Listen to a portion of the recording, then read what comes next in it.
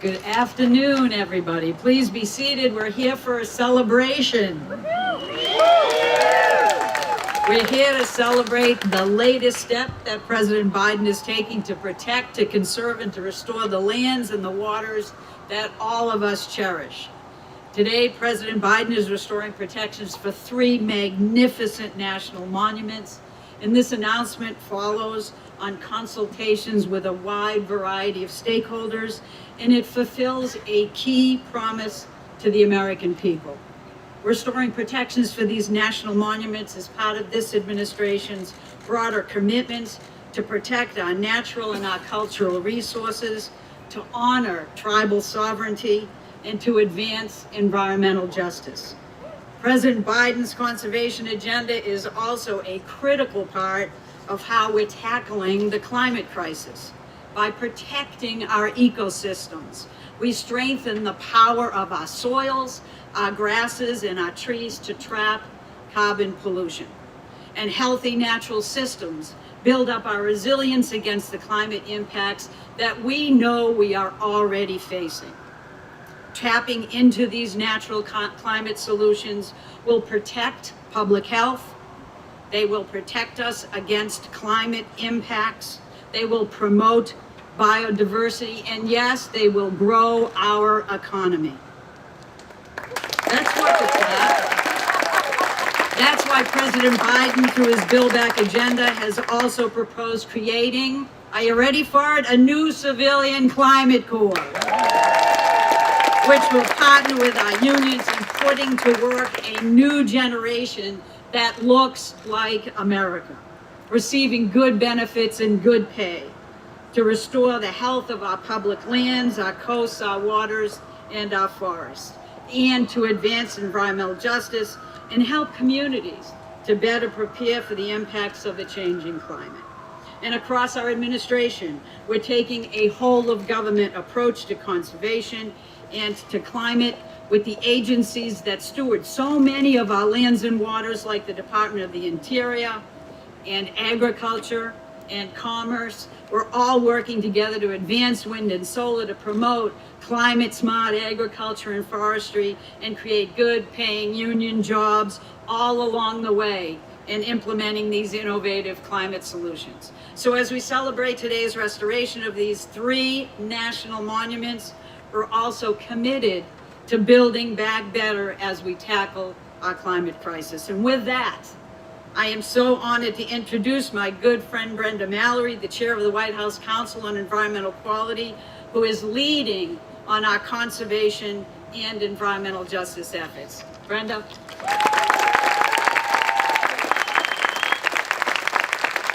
Thank you, Gina.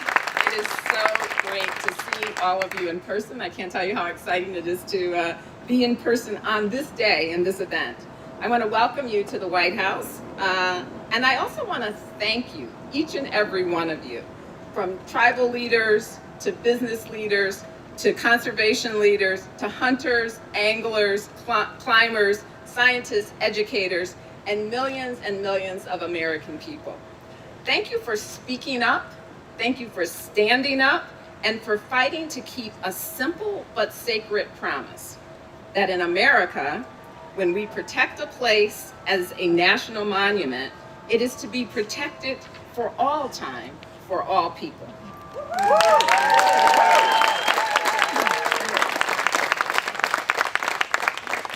Let us reflect on the meaning of this moment.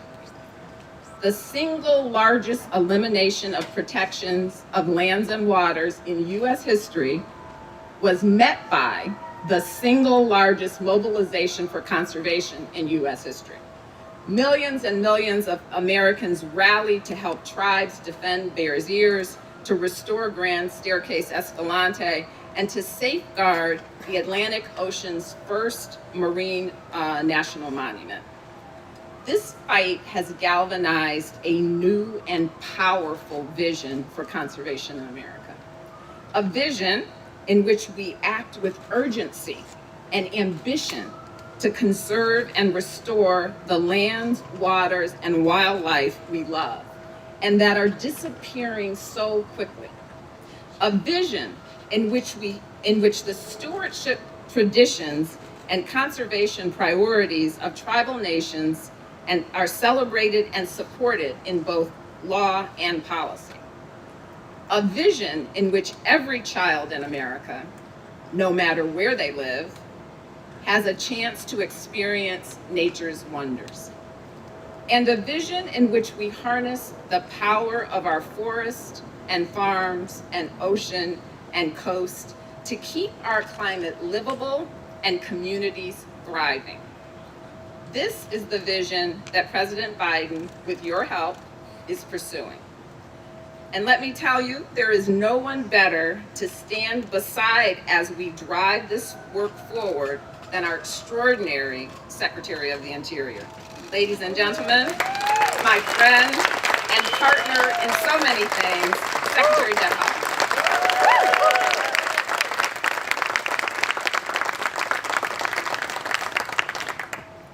Good afternoon, everyone. Before I start, I just have to say that I have the best team at DOI, and I'm so grateful for all of you, so thank you. Thank you. And thank you, Brenda. Thank you for your introduction. We are here today on the ancestral homelands of the Anacostan and Piscataway people, bending the arc of the moral universe toward justice. Thank you, Mr. President, for the profound action you are taking today to permanently protect the homelands of our ancestors. Our songs, our languages, and our cultures are strong, and many people from many Indian tribes have sung and spoken in unison to protect this sacred place. Bears Ears is a living landscape. When I've been there, I felt the warmth and joy of ancestors who've cared for this special place since time immemorial. It's a place where you can stand in the doorway of a home where a family who lived thousands of years ago left behind a legacy of love and conservation for a place that sustained them for countless generations. Stories of existence, celebration, survival, and reverence are etched into the sandstone canyon walls. Sacred sites are dotted across the desert mesas. Cultural heritage in the form of ancient pots, arrowheads, clothing, seeds, and evidence of lives well lived are as inseparable from Bears Ears as the air we breathe at this moment. Today, children learn and sustain from their parents and elders the songs, traditions, and ceremonies that have been passed down from generation to generation at Bears Ears. This is a place that must be protected in perpetuity for every American and every child of the world.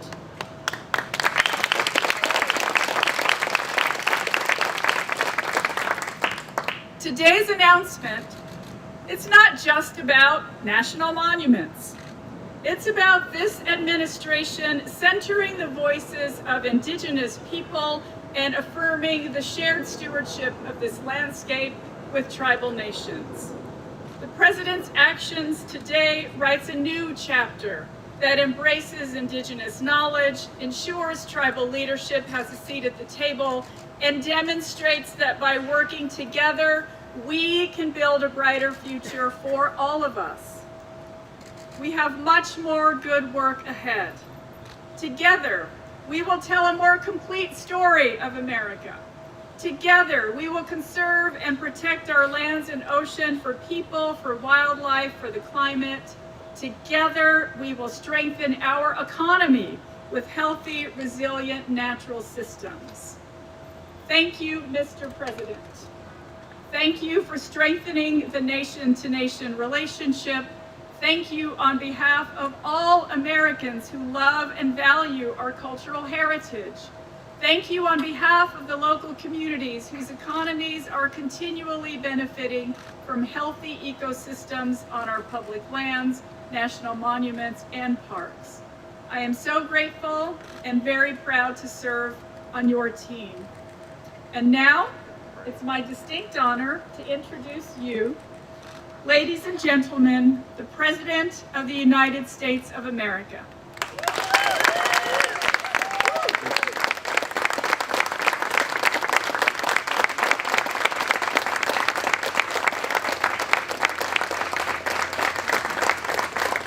Good afternoon. Please, all be seated, please. Madam Secretary, Deb, you've done an incredible job in a short amount of time. And I told you when I asked you to be Secretary of Interior that I understood I was politically raised by Danny Inouye, Indian nations. Indian nations. And I want to thank all the leaders that are here today for your support, your help getting this done. And it's really, really important. And I want to thank Brenda, the Council of Economic Quality, Environmental Quality, and Gina McCarthy. If you need any translation, talk to me.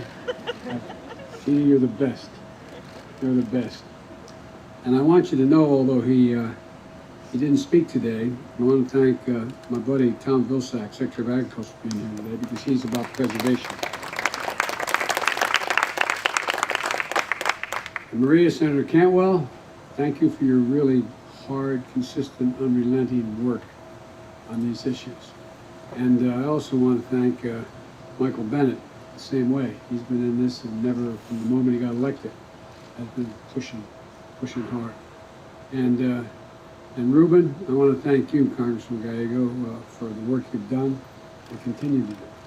I really mean it. This may be the easiest thing I've ever done so far as president. I mean it. I mean it. I got to tell you a quick story. When I was running for office, and I'm embarrassed, I can't remember exactly which state I was in, but a gentleman and I think it was his wife, and a little girl said, "Could I talk to you?" And she had this, I couldn't understand what she had in her hand, it looked like a teddy bear. And she said, "Can I talk to you, Mr. She wasn't sure what to call me, I wasn't elected yet. Mr. President or Mr. Vice President." I said, "Sure, what's the matter, honey?" She said, "I want to give you something. I want to give you some bear's ears." I looked at her. She gave me this little set of bear's ears. She said, "You've got to promise me. You got to promise me. You'll protect the bear's ears." I'm thinking, what the heck was it? I mean, at the time, I knew bear's ears, but I didn't quite get it. She said, her dad said, "You know, a national park." I said, "Oh, yes." She said, she went and looked, she said, "You promise? You promise?" And I promised. And it's the easiest promise that I've made in a long time. I'm grateful to the tribal nation leaders and both those who are here with us today and those who are unable to join us. Today, I'm proud to announce the protection and expansion of three of the most treasured national monuments, our most treasured. Based on powers granted to the President under the Antiquities Act, first used more than a century ago by Teddy Roosevelt. First Bears Ears National Monument in Utah. This is the first national monument in the country to be established at the request of federally recognized tribes, and a place of healing, as was spoken by the Secretary, a place of reverence, a sacred homeland to hundreds of generations of Native peoples. The last administration reduced the size by 85%, leaving vulnerable more than 1 million acres of cherished landscape. Today, will shortly be signing a proclamation to fully restore the boundaries of Bears Ears. Second, I'm restoring Utah's Grand Staircase Escalante National Monument, a place of unique and extraordinary geology as well as biodiversity. Established as a national monument 25 years ago this month. Over the last quarter century, this land has produced a significant scientific discoveries per acre than more than any other national monument, everything from fossils to ancient indigenous artifacts. Once again, the last administration cut the size of the monument nearly in half, stripping away more than 800,000 protected acres. Today, I'm signing a proclamation to restore it to its full glory. Third, off the coast of New England, I'm restoring protection of the Northeast canyons and seamounts Marine National Monument. Waters teeming with life, with underwater canyons as deep as parts of the Grand Canyon and underwater mountains as tall as the Appalachians. There's nothing like it in the world. Because its unique biodiversity, marine scientists believe that this is a key to understanding life under the sea. President Obama established this as a national monument 5 years ago, recognizing its irreplaceable value. Again, my predecessor chipped away at its protections. The proclamation I'll be signing today is going to restore protections established by President Obama when this monument was first created. Excuse me. The protection of public lands must not become, I should say, a pendulum that swings back and forth depending on who's in public office. It's not a partisan issue. And I want to thank the members of Congress who have come together to support this important conservation work. And by the way, I might add, as a matter of courtesy, I spoke with both the senators from Utah. They didn't agree with what I was doing, but they were gracious, polite about it, and I appreciate that as well. The truth is, national monuments and parks are part of the identity as a people. There are more than natural wonders. They're the birthright we pass from generation to generation, the birthright of every American. Preserving them is the fulfillment of a promise to our children and all those who will come to leave this world a little better than we found it. But today, our children are 3 times more likely to see climate disasters uproot and unsettle their lives than their grandparents' generation. We have to come together and understand why this work is so critical. When we protect and care for a forest, we're not just preserving the majesty of nature. We're safeguarding water sources and lessening the impact of fires. Excuse me. The impact of fires. We're protecting wetlands. We're not only saving birds and fish and the livelihoods of people who depend on them, we're also shoring up the natural defenses that absorb the fury of hurricanes and superstorms. Nearly 1 in 3 Americans live in a community that has been struck by weather disasters just in the last few months. Hurricanes, wildfires, droughts, heat waves. Both the Build Back Better plan and my bipartisan infrastructure plan are going to make critical investments, significantly increasing the resilience to these devastating effects on the climate crisis. It includes creation of a civilian climate corps, similar to President Franklin Roosevelt's civilian conservation corps. It's going to put diverse groups of Americans to work, doing everything from restoring wetlands to protecting clean water to making forests more resilient against wildfires. My plan also puts Americans on a course to achieve 50 to 52% reduction in greenhouse gas emissions by 2030 and to reach net zero emissions no later than 2050. You know, achieving these ambitious goals is going to require that nature itself play a role. Scientists estimate that the protection and restoration of natural lands and waters can provide nearly 40% of the solutions to climate change. That's why I'm signing these proclamations today as an additional reason. It's also why I'm restoring protections for the Tongass National Forest in Alaska, which I've had the great honor to visit. As a matter of fact, when I was meeting with, back in the days when the senator from Alaska, I was with him after the oil spill on the North Slope, and we stopped in the Tongass Forest, and he sat me at a table in this magnificent restaurant in the middle of the Tongass Forest, which has tree trunks as big as those trees holding up the whole building. It's magnificent. And he sat me with what I kid and call Hoss Cartwright and his family. 4 big guys, really big guys, and they had a lumber company that they were foresting in the area, and they wanted me to support paying for roads into the national forest. And we started the conversation. To make a long story short, when I made it clear I wasn't going to do that, the father turned to his son. Looked like that program at Hoss Carp, big fella. And he said, I'll bet, I won't use the exact language. He turned to me, I'm across the table. I just got he and 3 of his sons. And he said, I'll bet this so-and-so, referring to me, expert to delete it, doesn't realize he's closer to Lexington, Kentucky today than he was when he just flew off the North Slope. And he made the point to me. Alaska's pretty big. There's an awful lot we need to protect. But that's why I'm working to protect Bristol Bay from mining operations that would threaten one of the world's largest salmon. That's why I'm refusing to sell out the Arctic National Wildlife Reserve to oil and gas. These protections provide a bridge to our past, but they also build a bridge to a safer, more sustainable future. One where we strengthen our economy and pass on a healthy planet to our children and our grandchildren. Let me close with this. Everett Abbey, a writer who once worked as a ranger at the Arches National Park in Utah, wrote, and I quote, "This is the most beautiful place on earth. There are many such places. Every man, every woman carries in heart and mind the image of the ideal place, the right place, the one true home, known or unknown, actual or visionary." End of quote.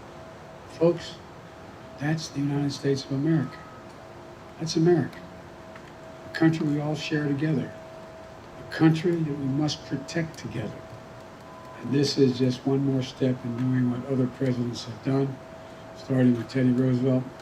And I'm now going to sign these proclamations and thank you all. Thank you all for your support. Thank you.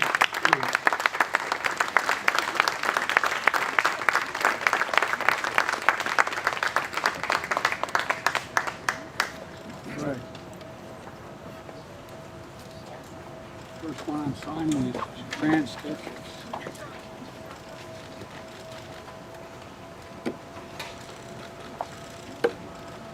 Sir, thank you.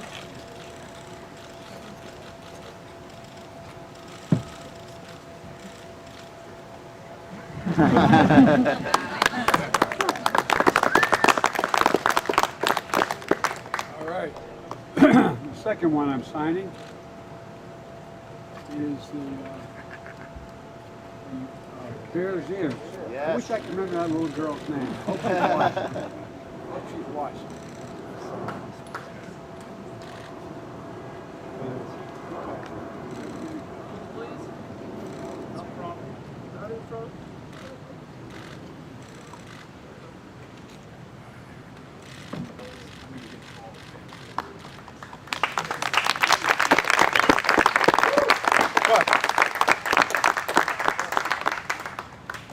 And the third one I'm signing is Northeast Canyons and Seamounts Marine National Monument.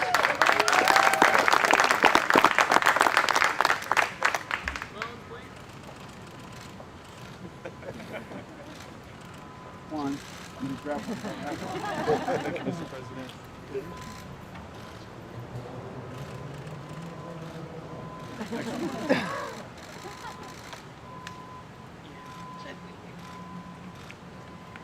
Next one.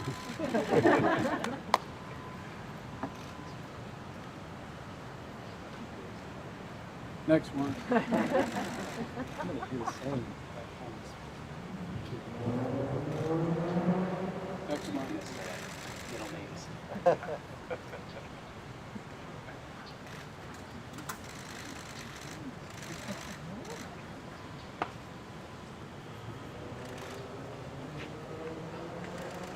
Going here. How many more do you trust you guys?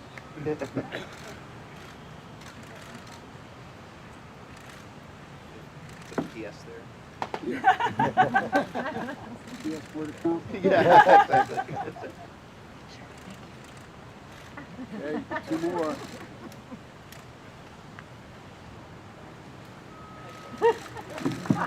Barack used to be able to do this and say Barack Obama. He didn't. He always said it did. There you go. One more.